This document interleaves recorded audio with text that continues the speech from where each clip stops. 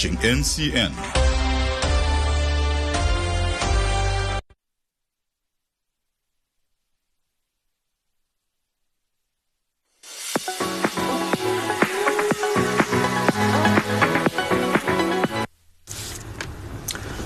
Hello and welcome to another episode of Simplifying the Law. This is a public awareness program brought to you by the Government of Guyana through the Attorney General Chambers and Ministry of Legal Affairs in a bid to enlighten and educate the populace on laws that are being enacted and laws that are already in existence to make persons au fait with their rights and general provisions of the laws, offenses and penalties. You know, sometimes you might be breaking the law and you are not even aware, but as the Honorable Attorney General and Minister of Legal Affairs had made clear on a number of occasions, ignorance of the law is no defense. And in that vein, the government has put together this program here to enlighten persons and to let them know what the laws of the country are. I am your host, Richard Bainey, and with me on the program, I feature legal experts from the Attorney General Chambers and Ministry of Legal Affairs and other state agencies and even the private bar and religious organizations, wherever the topic leads us. Today with me, I have Ms. Pratima Kisoon, State Solicitor, Public Trustee and Official Receiver at the Ministry of Legal Affairs, and Ms. Ayana Fable, Parliamentary Counsel. So I'll just ask them to briefly introduce themselves and their portfolio, what it is that they do. If I could start with Ayana. Good morning. My name is Ayana Fable, and I am a parliamentary counsel attached to the Legislative Drafting Department. My job title, it entails drafting legal opinions and drafting legislation, principal legislation and subsidiary legislation. Okay, thank you, Ayana. Pratima. Good morning or good afternoon, ladies and gentlemen, whenever you are listening to this program. My name is Ms. Pratima Kisoon. I am the State Solicitor, Public Trustee, Official Receiver within the Ministry of Legal Affairs and the Attorney General's Chambers. I know it's a long title, but permit me to explain to you what it is that I do as the Public Trustee. What I do in the Office of the Public Trustee is I administer the estates of persons who are deceased. So when you die, you can come to the remaining spouse or the next of kin will come to the Office of the Public Trustee, and we will facilitate the administering of the estate of your deceased loved one. The administering of an estate is done in two instances. Sometimes a person dies testate. That means they've died leaving a will. And in that will, they've appointed an executor who will then apply for probate and administer the estate for and on behalf of the deceased person. You may die intestate. That means you've died without leaving a will, and therefore the laws of intestacy will then apply. What we're doing today is we're going to speak about empowering the common law spouse, which includes, when we say spouse, a man or woman, husband or wife. So that's what the program is focused on today. It's going to address legislation that has recently been passed when the government took office in 2020 in Parliament, as well as other legislation that is a little bit archaic, but have been there that you're unaware of, that gives you rights as a common law spouse to be able to gain access to your spouse's estate. So that's why we're here today. Thank you, Pratima and Ayana. You've mentioned a specific word there, common law spouse. If you could just explain for us, what is a common law union and its evolution, to give a historical perspective of how this evolved in law. A common law union, it's where two unmarried persons are living together. Now, traditionally, the common law union, it was never recognized. And the law never made any provision for a common law union. Guyana would have adopted the British legal system. And under the British legal system, such union was never recognized. And as the years went by, due to societal pressure and due to the demand and the change in law and so on, the law was amended in 1990. An amendment was made to the Married Persons Property Act to expand the definition of what a common law union is. And the act expanded the definition of a wife and a husband to include that a wife shall include a reference to a single woman living together with a single man in a common law union. Similarly, a husband shall include reference to a single man living together with a single woman in a common law union. Now, that particular act conferred on common law spouses the right to access matrimonial property and so on. Pretty much you have anything to add there? So, yes, I do actually. Before we get to what was very historic legislation, as mentioned by Ayana, we must remember that when we inherited the laws from England, what we did is inherit what can be termed archaic laws, in that they only recognized that a marriage was between a person, a husband and wife was defined as somebody who was married, and that marriage was registered under the Marriage Act. Culturally, that didn't apply to Guyana because we had what you would term a nikah marriage. You would have what's called a bamboo marriage. You married under Maro if you're Hindu. And common law unions were recognized religiously in Guyana. However, legally, they were not. As a result, if your spouse died, you had no access to that property. Or if you separated, you had no access to the matrimonial property. So the legislation, as Ayana rightfully pointed out, made historic provisions in 1983 for the definition of what a common law union would be, and gave rights to the spouses in a common law union. And that common law union meant that you had to be, before being deemed to be in a common law union, you had to be living together for 5 years. And living together as a single man and a single woman for 5 years gave you the opportunity to access matrimonial property. However, there was a lacuna in the law where, in the event that your spouse died, the rules of intestacy, which we also inherited from England, meant that you couldn't access the property of your deceased partner or spouse because of the rules of intestacy. And the rules of intestacy says that the person who has immediate access to your property is your wife. And the wife was still considered under the rules of intestacy as somebody you were married to, not your common law spouse. So it was the wife.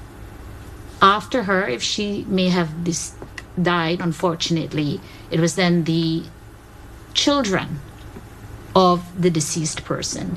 If it was in the deceased person's children, it was then the siblings or the parents that can then apply for the assets. So that common law union still didn't give you rights under the laws of intestacy to be able to access property in the event that your partner died. So yes, the law was amended to permit you to access property in the subsistence when you're alive. I can access your property. I can get half of whatever you have. My kids can get 2/3 of what you have. But if you die, I couldn't have accessed that property. And I'd like to also say what this may seem a little bit strange, but we did have, in addition, in relation to empowering the common law husband and the common law wife, the Parliament of Guyana also saw the need to protect the children that were born out of that union. And I'd like to give Ayana an opportunity to discuss how that evolved as well, because it was a historical evolution of how not only the union was recognized legally, but also the children from that union were also given the opportunity to be treated as fairly as children born from a traditional, we will call it traditional, marriage between a man and a woman. So if you were a child born out of wedlock, you were considered illegitimate. I'd permit Ayana to discuss how that law evolved. So traditionally, there was the Bastardly Act, which basically describes children born out of wedlock. And that act did not confer any rights upon these children. But as time went by, similarly as we enacted legislation relating to the common law union and so on, we would have made provisions for children born out of wedlock. And there's the act called the Status of Children Act. I think it's Section 4. It confers on children born out of wedlock the same rights, privileges, obligations as children born in wedlock. So that is the extent of that. So, Yes. Pratima, you do a lot of work in this area, and if you could just elucidate on some of the frequent and recurring issues that you deal with, and how the legislation, as it evolved, addressed these issues. So, what I've constantly faced in my office is that sometimes a man enters into a relationship with a woman and he's married. So this is what we will deem his mistress. And from that union with his mistress are born children. Although being married, and he has children with his wife, and he has children with his mistress, or unfortunately she's not his common law wife at this time, those children are still entitled to benefit under the law from the assets of his estate in the event that he passes away. So the law will always protect the rights of the child. The wife, on the mistress or the spouse that's outside of the marriage will not benefit, because we do not promulgate adultery under the laws in Guyana. But we do recognize that the issue out of that union outside of wedlock, those children are entitled to be protected because they're innocent. So they'll be entitled to the same interests as those children that were born with his wife or in wedlock, as we were saying, as we were referencing. So that is a situation that has constantly arisen within my department when persons come and the wife is really angry. These are not my kids. I'll go into the vernacular, it's not me own. Man, I see shit, and I know shit, not me own. But I appreciate the anger that comes out of that. Every woman that's been married and has to face that situation, there is anger from that. But the law ensures that despite that anger, those children who are quite innocent are protected. So that is something that I have faced quite often within my chambers. Okay, and you mentioned the married persons, the amendment to the Married Persons Property Act, Ayana. So, when persons hear of marriage, and like you mentioned, they might not be married in the traditional sense, but might share a common law union, but once they do the bamboo wedding, and they believe that they're married, and then, for example, upon the death of the husband, the wife, she thinks, automatically she's entitled to his estate or half of his estate, or something to that extent. There's a bit of a vague, gray area there in person's understanding. So if you could explain how this division occurs or happens.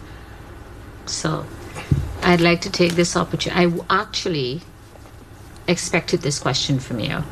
And I don't mean to bore the audience. Forgive me for boring you, ladies and gentlemen. But there was an amendment that was passed in 2012.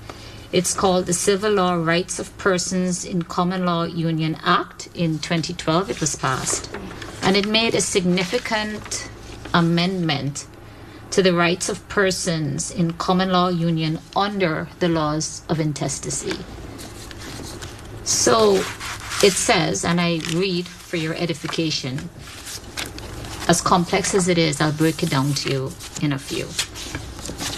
Where a single woman and a single man have lived together in a common law union for not less than 5 years, immediately preceding the death of either one of them, and the person died intestate, he didn't leave a will, the surviving woman or man shall be entitled to the same power and rights regarding intestate succession as a widow or widower or a surviving wife or husband in the Civil Law of Guyana Act, the Deceased Persons Estates Administration Act, or under any other law relating to intestate succession. What this therefore means is that if you're in a union with a man or a woman 5 years continuously preceding his death, you have the same rights as a wife or a husband to apply for the assets of the estate of that deceased person. So if you were living in a property with him, you are entitled to apply for letters of administration to be able to access the property that he has, whether it's in a bank account, it's a vehicle, it's a motorcycle. You have the same rights as if you were his wife, married, registered under the Marriage Act. But this is given that it is a single man, single woman, sharing their property, relationship. Yes. That's why I gave you the fact scenario that I've dealt with, where the woman comes in, she's the wife of the deceased, and there is this mistress that he has, where he has two issues, maybe two children or one child, male or female, and she says, "Dama minamion, I want to have all his money, all of his assets." I still have to calm her down and let her know that the mistress or the woman that's outside of that relationship is not entitled to anything, but his kids, those children, are entitled to the assets of his estate. So that is something that I am very pleased that our parliament made that decision to protect those children from that union. And there were some corresponding changes in the law of succession, or some additional changes, I believe.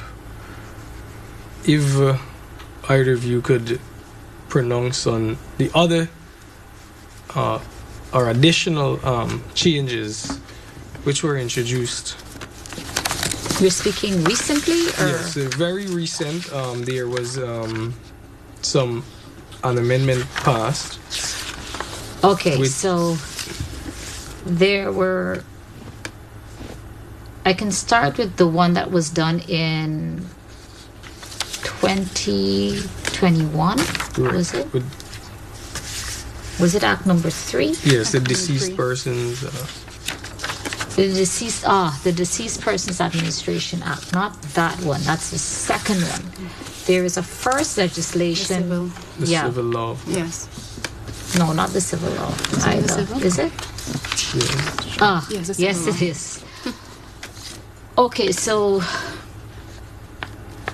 as I've mentioned before, in the event if you're husband and wife, you're living together in property, and let's say the wife dies.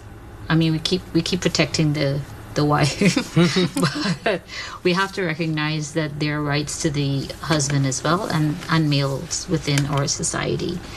The husband and wife were living together. The wife predeceases her husband.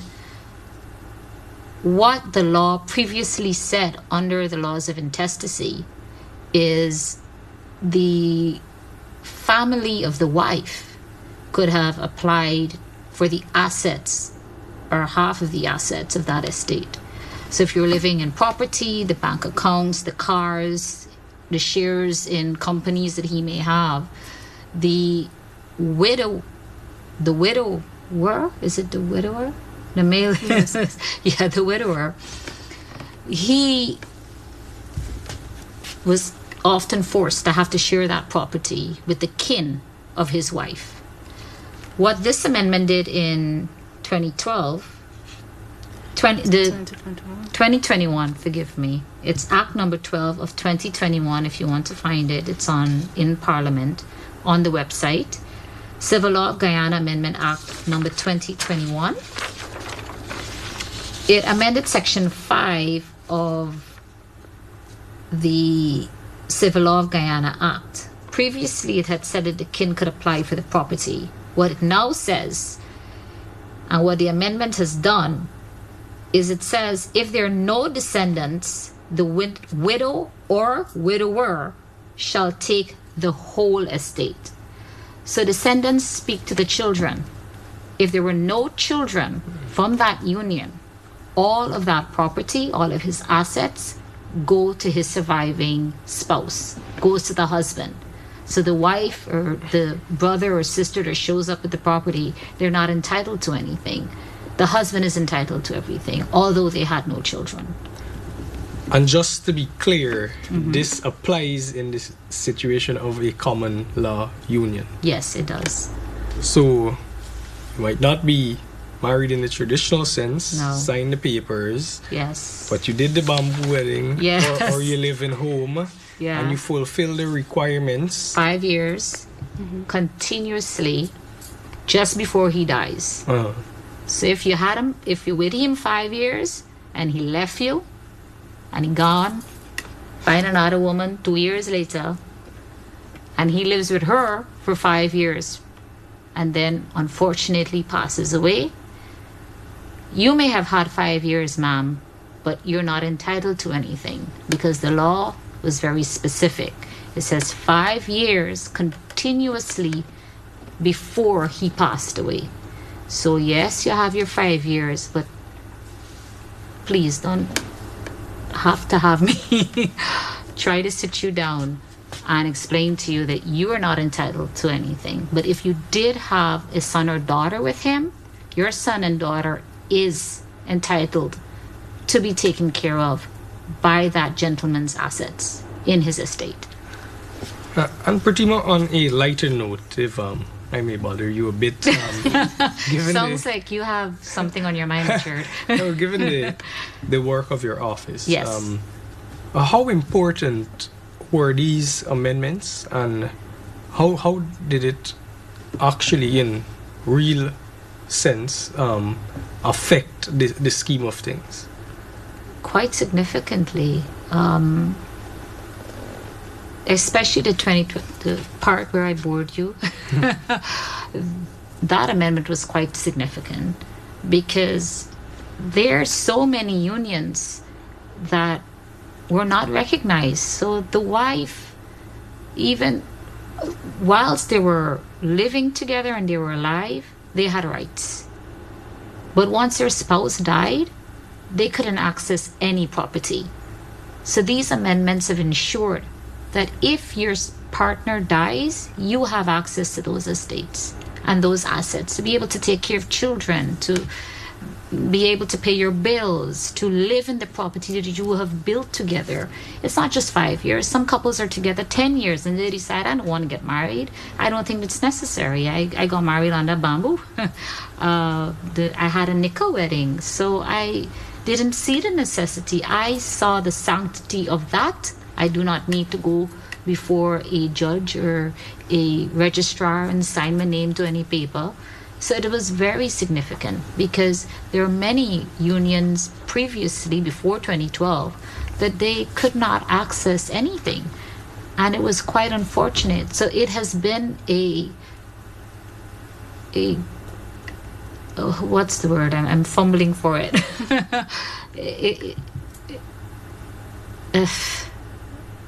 A significant move in the right direction for the rights of women, men, and children who decide that they want to be together.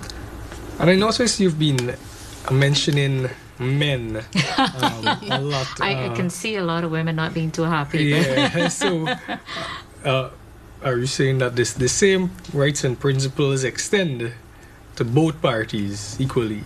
Always. And our Constitution provides that. She includes he. He includes she. Well, I guess that's a big misconception we're clearing up there now. Yes. And from drafting perspective, Ayana, these amendments and these laws that have been implemented, if you compare and contrast to other jurisdictions, where are we? I think we're far ahead. And, well, I would have noted like 2 other countries which have made similar amendments, but I think we have gone quite far, and I honestly hope that we continue with this space. Well, I did mention that our government has a very robust legislative agenda, and in addition to the 2021 Act, the Civil Law of Guyana Amendment Act 2021, there was another amendment passed in 2021 which deals specifically with this area. And like you mentioned, Pratima, when someone passes, it is important to be able to access their estate. And the Deceased Persons Estate Administration Amendment Act 2021 dealt with this specifically. So if you could take us through this act, maybe from a drafting perspective, and as well as a practical perspective.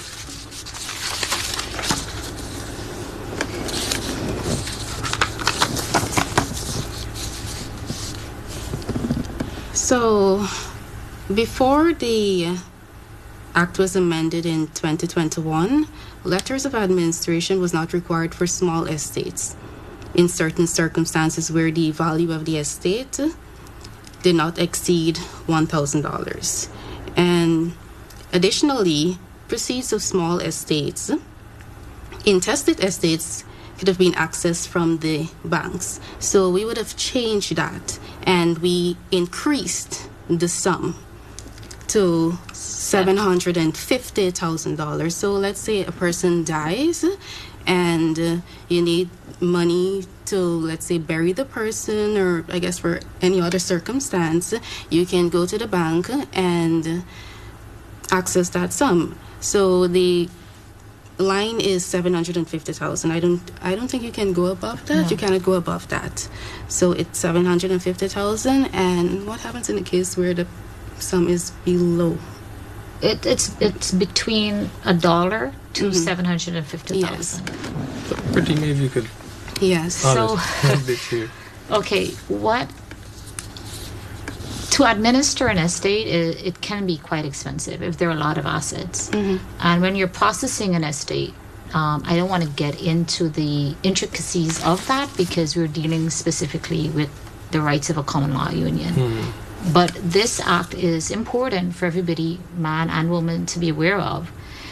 When your partner dies and you are aware that they have a bank account and you want to access that bank account, what this legislation has done is given myself, the public trustee, or the registrar, the power or to say they can issue a certificate to you saying that you can go to the bank and you can access that account. Once you have the death certificate, once you have you don't even need a marriage certificate, just his death certificate, any other evidence you may have, his ID card, your ID card, and you can go to the bank, and that bank, sometimes the banks themselves actually, because the legislation said that the bank itself or that financial institution can set out the parameters of what is needed. And all of Guyanese are well familiar with the bureaucracy when it comes to dealing with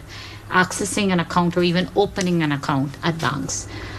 So I'm besieging the banks kindly take the opportunity to make it easier on the surviving spouse or kin to be able to access those monies by having a simple set of rules with regard to how that is done. That being said, I was about to say that I think the most important part about that is that you don't have to go through the hassle of getting letters of administration to acquire that sum. Yes. So what is the procedure then? Is there a procedure which you may follow to be able to access the amount? Or so what happens, especially with my office, because this legislation speaks specifically to the public trustee, what I do is I write a letter to the bank. It's called a 25-1B letter that says, the public trustee, I'm of the belief that this is the beneficiary of the estate. They have all of the account information. You need to get that account information. So I will write to the bank on your behalf. I'll say, this person is deceased. We believe that they have an account with your bank. Can you please provide us with that information? Once we get the information, we know that the amount in the bank, it may be $1 million, but I can access up to $750,000. So I can write to the bank and say, this beneficiary or the wife or the child who's surviving his parents would like to access this money to be able to bury his mom or his dad. And that's all that needs to be done. It's a very simple process. And the banks have been very, very cooperative. It's just that the documents that they require sometimes changes. So I would like it to be across the board of what it is that you want from us. Sometimes some institutions are asking that you actually have the death certificate. You do not get a death certificate immediately after the death. Sometimes all that you have is what is called the registration of the death, and that is done at the hospital. It's signed by the doctors at the time of the death of the individual, and you can submit that to some banks as evidence of the death of the individual, and we can access the monies. And it's been working fairly smoothly. The only thing is the fact that we need clarity on specifically what the banks would like us to present to them. So maybe the association of bankers or so could provide a list of requirements. Yes, it would be great if that was done across the board with the banks, because we want to be sympathetic towards the surviving individual, whether it's a son, a daughter burying their mom or their dad. The law was meant to be humane. This law was meant to be humane, that you're not waiting 6 months for letters of administration to be able to access monies. to bury or you go into debt trying to bury your mom or your dad. There's money sitting there that I am not in debt to a funeral home.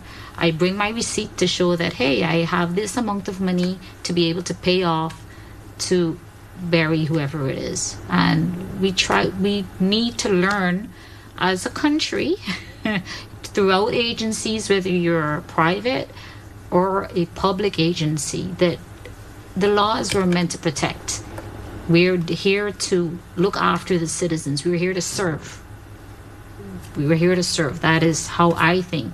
We, especially within my department, we're a service department because we're dealing with a lot of grieving persons, children, husbands, wives, common law spouses or wives, husbands. Let's not forget the husbands. So it's a service, and then it's a lot of anger. There's a lot of anger. There's a lot of grief. So I'm thrilled that these laws are there. When they're able to understand that I have access to these monies, I'm also entitled, or my children will be taken care of. So it's very important that the population is aware of what their rights are and that they're not out there alone. I will also encourage you, although we're dealing with common law, I need to bring this up. Permit me. Although we're dealing with the empowering of common law spouses, I think it's very important as well, if you have the means to do so, that you make a will. That you say, if I have 5 kids, what I'm giving to each child. Or I may have a brother that I have property and I'd like my brother to get access to that property. Or I have a favorite sister. You ought to be able to leave a will deciding how you want your property to be distributed amongst your family members. Often not, I have constantly encountered situations where there are siblings that are fighting over property, who may have all been living in the same property amicably at the time of the death of their mom or their dad, and then on his or her death, all war breaks loose. Chaos. There is complete and utter chaos, yes. And it's a situation that we're quite familiar with in Guyana as a society that I think can be alleviated if in your lifetime you make a will and you deposit it within the deeds registry, which you can do, and you seal it. Mm-hmm. No, and I'm glad you brought that up. Actually, Richard, you really have a lot on your mind. Yeah, that's it's a very important because most people, especially on the outskirts of Guyana, yeah, in the hinterland regions, and so they don't make wills. No, and you've highlighted the importance of it. But some persons they might automatically think that they must consult an attorney or someone to do the will for them, and they might be of the belief that this is a expensive process and that they are not in the current standing to do so, or whatever thoughts that they may have pertaining to it. So if you could outline the requirements, or how do you go about making a will? So I can say this right now. My office does not draft wills. We do not draft wills. We will execute them on your behalf. I will advise you to go to counsel, and there is legal aid, which is located in Charlotte Street. There is one in Linden, and I think the Attorney General is also making provisions for legal aid to be expanded across the country to different regions as well. There's one in Essequibo. There's one in Essequibo. Mm-hmm. Fantastic. There was only one in Georgetown for the last number of years that I'm aware of. So it's fantastic that that's happening. But yes, you do need to consult counsel. The Office of the Public Trustee does not draft wills. But in the event that you do appoint an executor, that is somebody who will actually execute the will on your behalf, that executor, if he or she is incapable of executing that will, can come to our office, renounce the fact that they're not interested in executing the will, and the public trustee will do so on your behalf or the behalf of the beneficiaries. All right, so to take us back to our Topic. empowering the Common law. spouse. Yes. If you could share with us some other examples or some precedents that you have dealt with and that might be important for persons to understand given the scheme of things.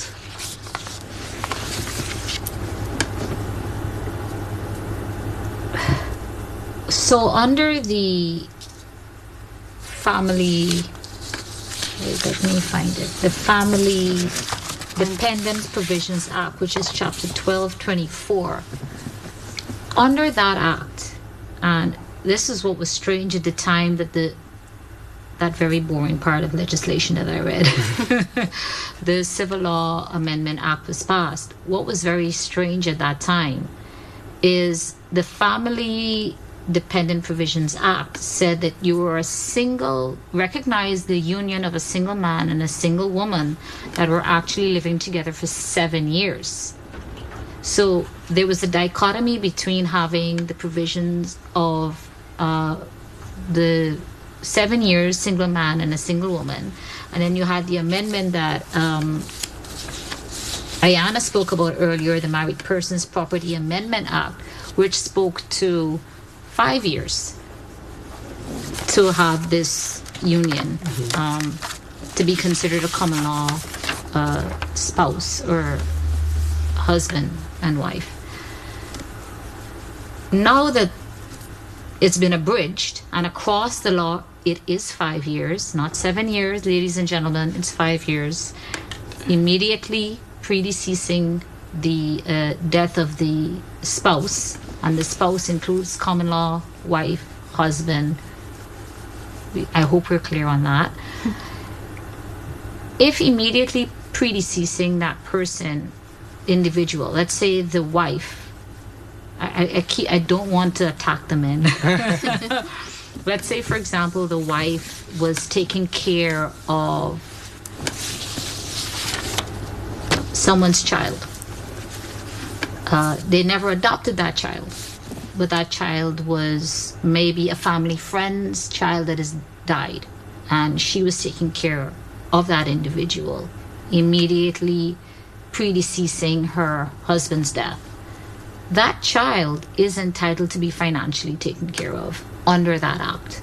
And you can actually make an application to the court for financial provisions to be made for that child, even though that child was not a part of the union, was not legally adopted by that family before the husband or the wife died. That child can still, by an application to the court, be financial provisions for his or her maintenance, for him or her to go to school, attend college. All of those things can be done via an application to the court under that act. And it's an old act. It's the 1990 Act. The only major difference that has happened in that act is to ensure that the common law spouse can also make an application under that act for maintenance. Okay. I hope that helped, or I didn't complicate it. No, that's not. But when you say apply for financial assistance, this is from the estate. Yes, from the estate of the deceased, and you'll have to go to court for that to be done. Okay, so just to bother you a little more, let's say a man and a woman has been married legally, traditional sense, and he has abandoned the relationship. There is no divorce, no absolute to dissolve the marriage, and he moves from Essequibo and goes to Berbice and gets involved with someone else. Yes. And they are not aware that he has a wife. Yes. And possibly a family in Essequibo. Very familiar. And yes. They fulfill the requirements 5 years before the death. How do you treat that situation there? Unfortunately, the fact that that marriage was not annulled, there is no dissolution of that marriage, the wife will be entitled to the estate. But the common law person that he was living with 5 years immediately, as I've defined, if they had children, yes, those children from that union will be entitled to benefit from his estate. But unfortunately, that individual, because it's an adulterous relationship, although she was unaware, as you rightfully pointed out earlier, ignorance of the law is no defense, and he or she were in this relationship together. Unfortunately, I have to explain quite often that you're not entitled to anything. But you know, she could always say she never knew, he never made it public. Well, yes, it happens more often than you think. That's why I did say, ladies and gentlemen, if that does happen and you've abandoned your spouse, but there's no dissolution of a marriage, and you would like that partner that you have to benefit, you ought to make a will so that he or she is not left without any maintenance, protection, assets, or comfort upon your death. So even in an adulterous relationship, or it is you said it yourself, an adulterous relationship. Yeah. The will provides. The will provide, yes, because the will is my will. It's my property. Yeah. I can say you can in dispose that of will. your property however you feel like. Thank you, Ayana. Please, I feel like I've been speaking quite a bit. Yeah, but it doesn't matter. It's your will, right? It's your property. It's your estate. So you're able to dispose of it however you feel like. So if you have 2-3 women and you want to give it to all of them, you can do that. Yeah. Mm-hmm. But they will not be able to benefit otherwise. Okay, don't want to encourage polygamy. Program here. Okay. But what is the legality of that though? Can you be married and share a union outside of that marriage? A common law union? We can't. The one thing Parliament does not do, or our government, is tell you how to live your life. It's just that the legal consequences, if you want that person to be protected, lies within a will. So, if you feel you're in love at this stage, you should make a will for that individual, because the only persons that will be protected will be the issues from that union at the time, the children that you make with that woman. Okay, and as we're coming down to the end of this program here now, I'll just give you both the opportunity to share any general thoughts or comments that you may have. Ayana, if you want to start. As it relates to our topic today? Yes. Well,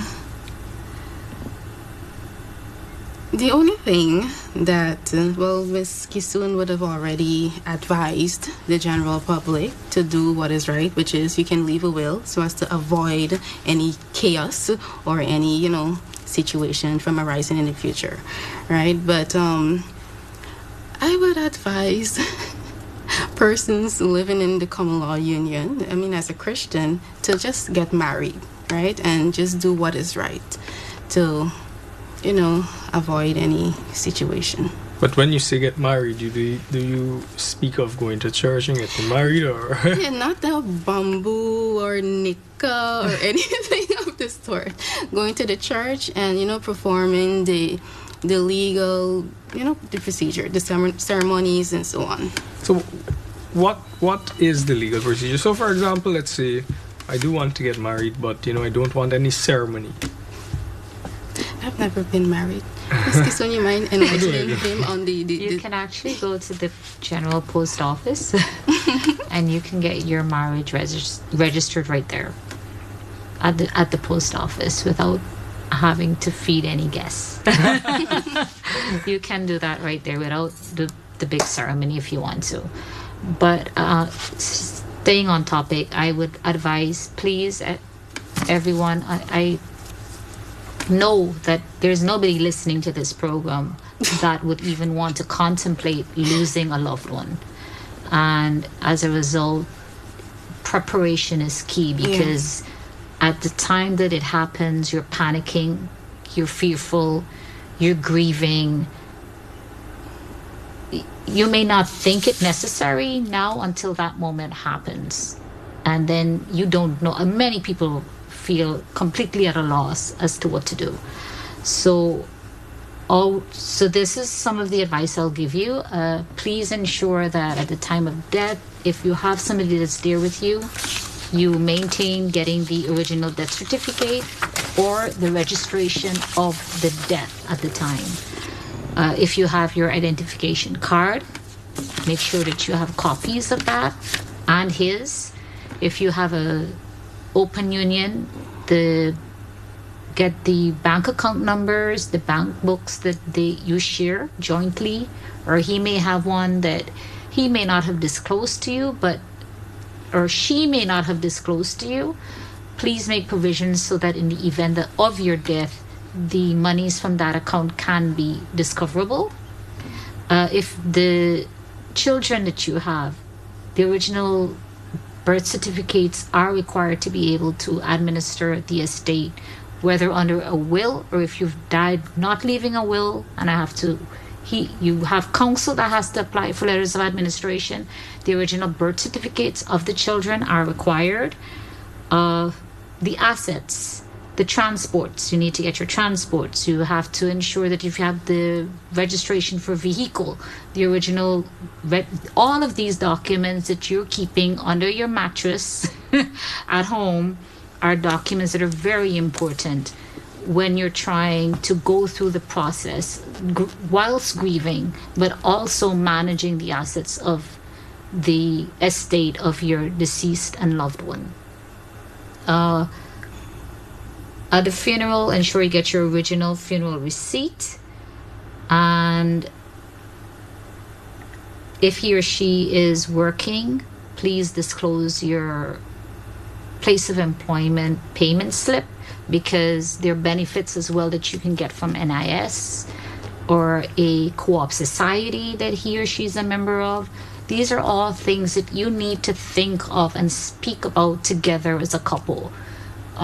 Even if you don't want to do so now, at some point make provision that upon your death, these things are accessible, or they actually go to the state. So that's something I'd like to say, that if your assets are not administered, they can go to the state. So.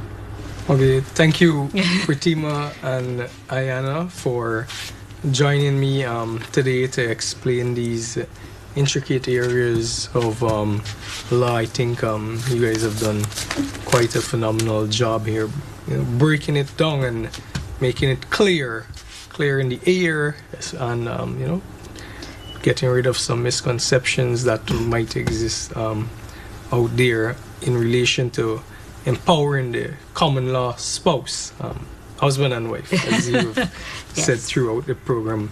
So, viewers, thank you for joining us on this episode of Simplifying the Law. Until next time, I am your host, Richard Bainey. See you then.